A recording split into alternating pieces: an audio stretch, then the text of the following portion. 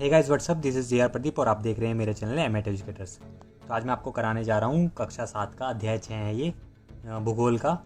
तो शुरू करते हैं। इसका नाम है प्राकृतिक वनस्पति एवं वन्य जीवन। तो शुरू करते हैं। सलीमा अपने ग्रीष्म शिविर से बहुत उत्साहित थी और अपने सहपाठियों यानी फ्रेंड्स के साथ वह हिमाचल प्रदेश के मनाली देखने गई। और उसे क्या है, सब स्मरण था, याद था कि बस जैसे जैसे चढ़ाई पर जा रही थी तो वह क्या है, स्थल आकृति जो थी और जो प्राकृतिक वनस्पति थी उनके जो रूप थे वो बदलते देखकर कितनी हैरान हो गई।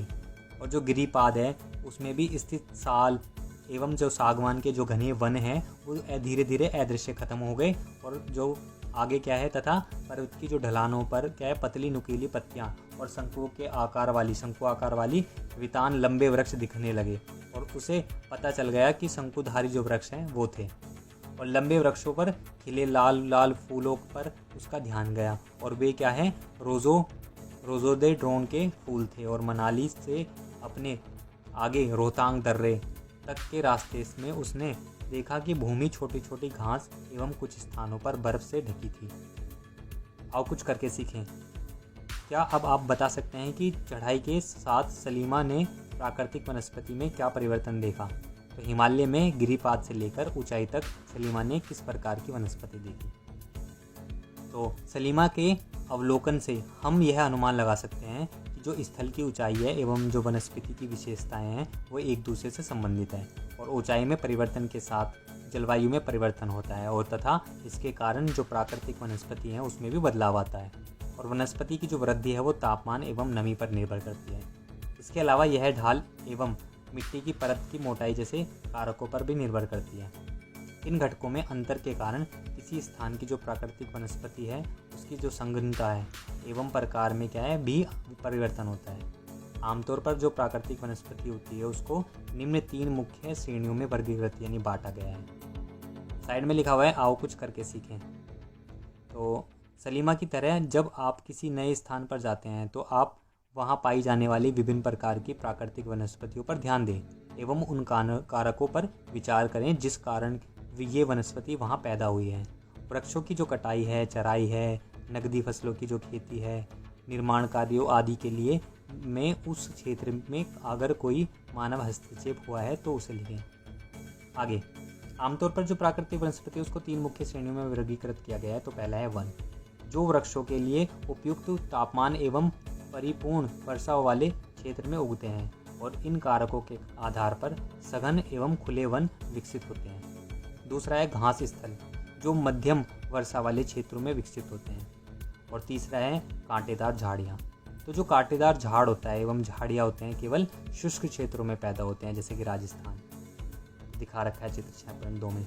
आगे, सलीमा हिमालय की यात्रा का अपना यह अनुभव अपने पिता को बता रही थी। और उसके पिता विश्व के विभिन्न स्थानों पर जा चुके हैं और उन्होंने सलीमा को विभिन्न महाद्वीपों के विभिन्न भागों में पाई जाने वाली विभिन्न प्रकार की जो वनस्पति है उसके बारे में बताया।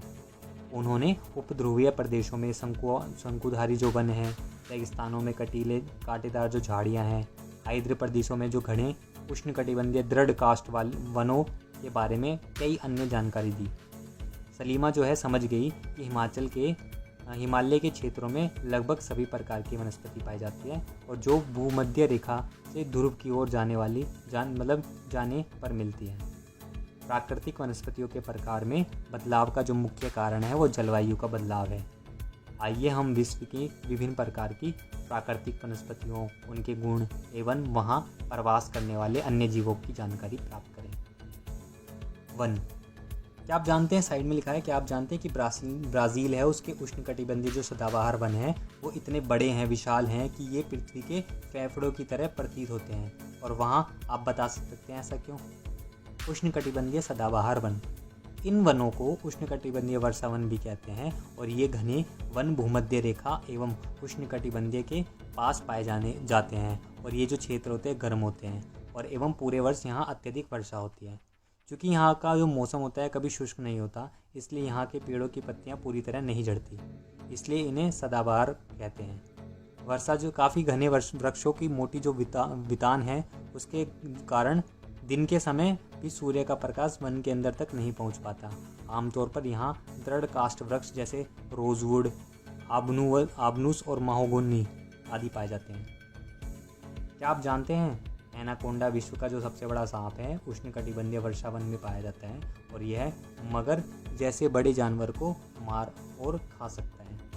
6.3 उष्णकटिबंधीय सदाबहार वन। साइड में लिखा है आओ कुछ करके सीखें।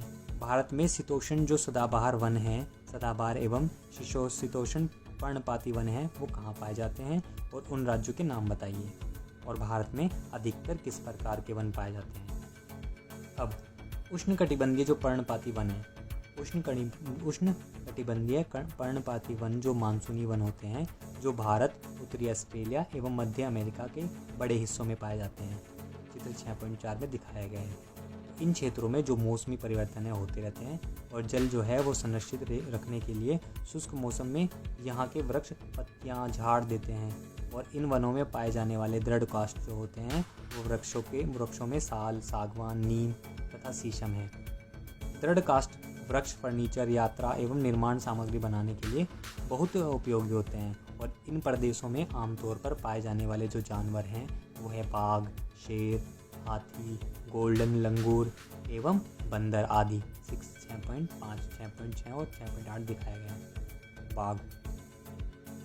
चित्र 6.4 उष्णकटिबंधीय पर्णपाती वन। तो जो अब है शीतोष्ण सदाबहार वन। शीतोष्ण सदाबहार जो वन होते हैं वो मध्य अक्षांश के तटीय प्रदेशों में स्थित हैं, चित्र 6.7 में दिखाया गया है। अब ये सामान्यतः महाद्वीपों के पूर्वी किनारों पर पाए जाते हैं और जैसे दक्षिण पूर्व अमेरिका, दक्षिण चीन एवं दक्षिण पूर्व ब्राज़ील। यहाँ क्या है, बाज, चीड़ एवं यूकलिप्टस जैसे दृढ़ एवं मुलायम दोनों प्रकार के पेड़ पाए जाते हैं।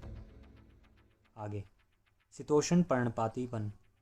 उच्च अक्षांश की ओर बढ़ने पर अधिक शीतोष्ण पर्णपाती वन मिलते हैं और ये क्या है, उत्तर पूर्वी अमेरिका, चीन, न्यूजीलैंड, चिली एवं पश्चिमी यूरोप के तटीय प्रदेशों में पाए जाते हैं।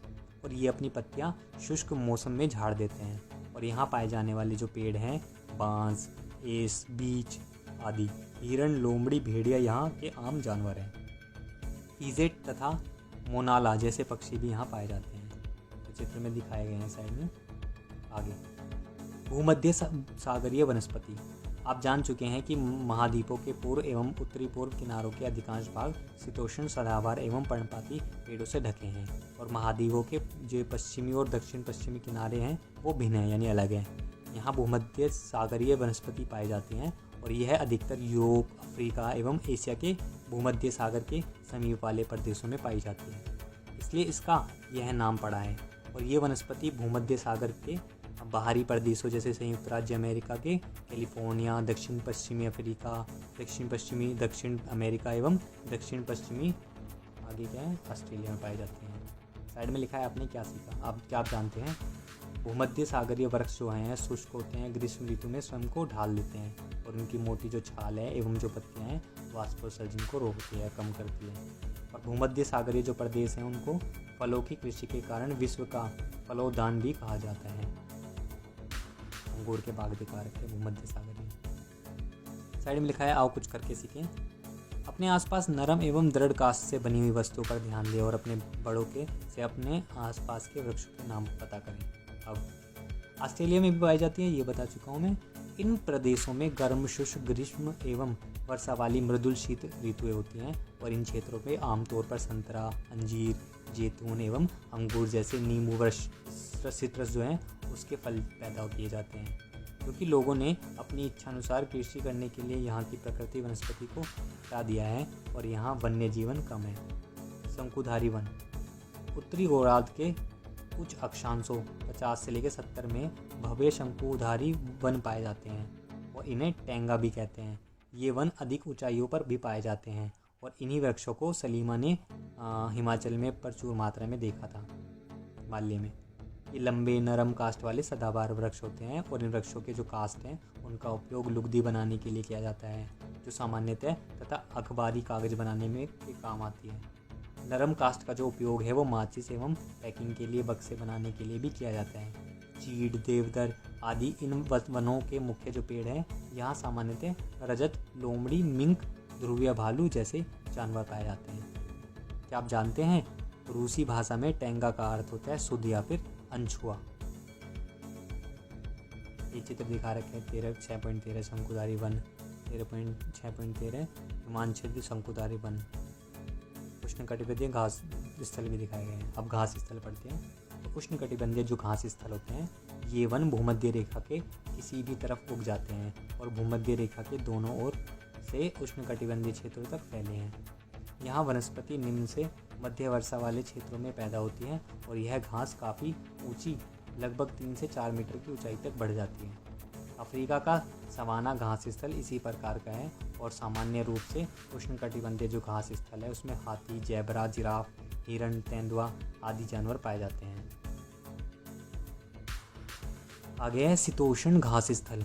ये मध्य अक्षांशीय क्षेत्रों और महाद्वीपों के भीतरी भागों में पाए जाते हैं। यहाँ की जो घास होती है वो आमतौर पर छोटी एवं पौष्टिक होती है। शीतोष्ण जो प्रदेश है उसमें सामान्यतः जंगली भैंस, बाइसन और एंटीलोप पाए जाते हैं।